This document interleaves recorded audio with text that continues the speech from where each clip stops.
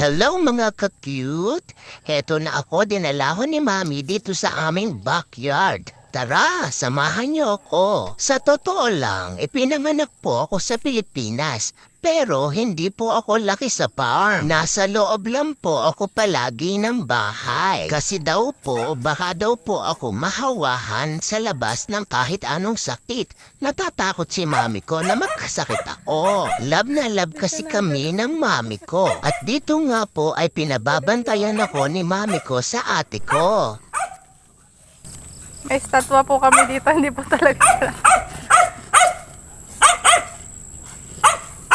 Tatahulan ni Connie Chelsea. Good yung Chelsea na yun eh. No.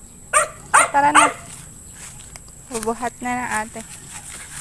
Bubuhat na si Flappy. You okay?